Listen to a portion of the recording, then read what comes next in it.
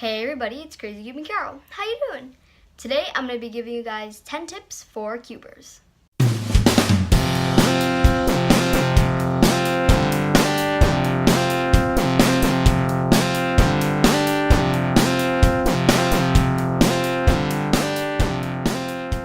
Now I know everything about this video is kind of different. One, because I'm on vacation since it's summer break for me. And I'm filming in a different area and I don't have my good tripod and I needed to find a really blank wall, and it's not really that blank. I had to get it in the perfect angle so you didn't see everything that was around it. So just ignore the fact that I'm also filming in selfie mode, so just sorry about the change in my usual videos, but hopefully we'll be back to normal videos pretty soon. But aside from everything about the strangeness and differentness of this video, today I thought I wanted to tell you guys 10 tips that I have for cubers. Now, I'm not really claiming to be a cubing expert. Now, I'm actually kind of like a noob at cubing, but I just wanted to share some of the things about cubing that I didn't really know about when I first started. So if there are any new cubers out there, or even experienced cubers for that matter, here are some tips that I would give. So the first tip that I have for you guys is to have a good cube. Now, I know this is kind of the most obvious one out of all of these, but the reason why I say this is because I feel like a lot of people have Rubik's brands somewhere laying around their house, and that's what they always start with.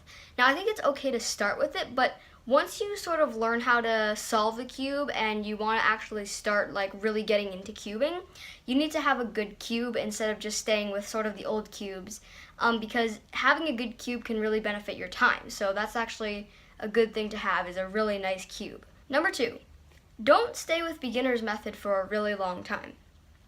Now, what I mean by this is, when you first start cubing, the thing you typically go for when you're trying to solve your cube is the beginner's method. You probably will look it up online unless you can figure it out. In that case, that's cool. But if you do look it up, you might use the beginner's method. Now, the beginner's method is what I started with.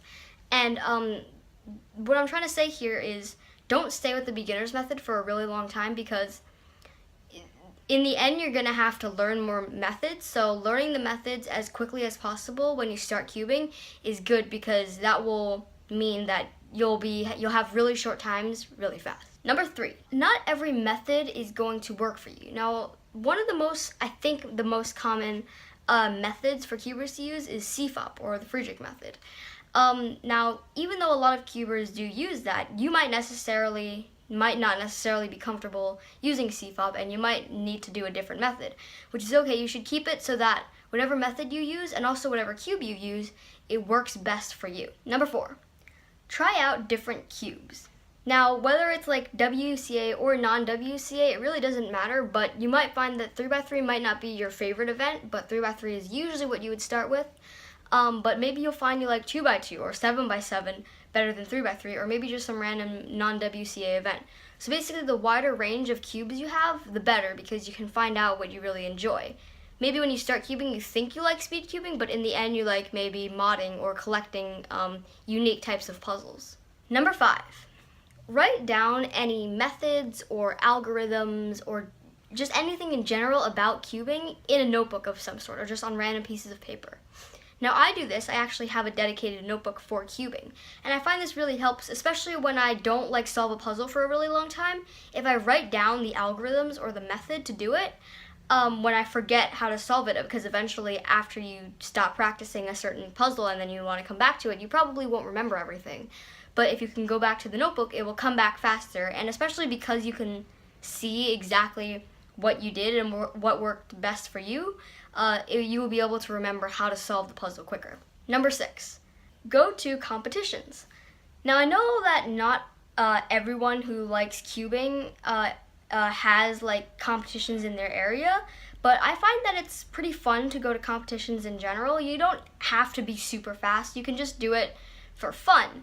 Now, I'm not a very fast cuber, but I still really enjoy going, just because being at a different place and seeing a bunch of cubers around you, even if you're not friends with them, is really enjoyable. Number 7, get inspired. Now, this might sound kind of cliche and sort of weird when I first say it, but when I mean get inspired is like go on like YouTube or like any social media where there's cubers, or maybe just even talking to a friend, and just kind of get inspired by what they're doing. And you might find that you have an interest in modding after watching Nathan Wilson, who's a really good modder. And I didn't even know that I liked modding when I first started cubing. I just wanted to do speed cubing. But when I found out that there was such thing as modding and I started watching videos about modding, I learned how to modify puzzles and I really enjoy it. Number 8. Don't be afraid to look up tutorials or not be able to solve puzzles on your own the first time around. Now, whenever I get a puzzle, I always want to pick it up when I first buy it and just scramble it and try and figure it out myself. Or at least find patterns that I notice that might help me to solve the puzzle. But after a while, I might not be able to solve that puzzle, so just don't be afraid to go up and look up online some tutorials. Now, I'm not saying that you have to use a tutorial, I'm just saying maybe when you use a tutorial, you would be able to figure it out more easily, even if the tutorial is not very good. But when you watch a tutorial, you might be able to figure out your own method based off of what other people do.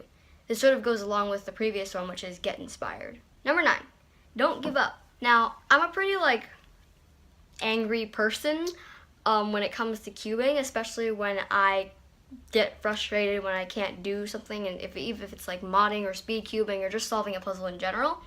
But I definitely recommend not giving up when you can't solve a cube, because one, then you might even lose your interest in cubing, which is kind of sad. And two, there's sort of better things you can do than give up. You could watch a tutorial, like I said before, or just kind of stop whatever you're doing that's making you frustrated, do something else and then come back to it. I found that works best, because if you just keep doing whatever's making you angry over and over again, you're just going to get even more angry and even more angry, and that's just going to build up and build up, and you're going to get super angry and break your windows. Number 10, the most cliche one of all, practice. Woo, so interesting. I would have never guessed that you were going to say practice in this video, but you should definitely practice whatever you want to do. So if it's solving a 3x3, you should keep practicing, or if it's just modding, you should keep practicing, which I really haven't learned yet apparently, but you should always keep practicing what you're doing, because if you stop, say, speed solving 3x3 for a couple months and then you come back to it, you're not going to be as good as you were before you stopped. So you should just keep practicing a little bit each day. I haven't actually been practicing that much, and I've become a little bit rusty with my solving, so I definitely should get back into that and keep practicing. Hopefully these 10 tips help you in some way with your cubing, and even if they didn't, I hope you enjoyed the video. But these are just some tips I would like to give based off of my experience with cubing, and I thought it'd be just a fun video to post in general. But anyways, I really hope you guys enjoyed this video. If you did, make sure to like and subscribe. I'll see you guys next time on Crazy Cubing Carol. Bye!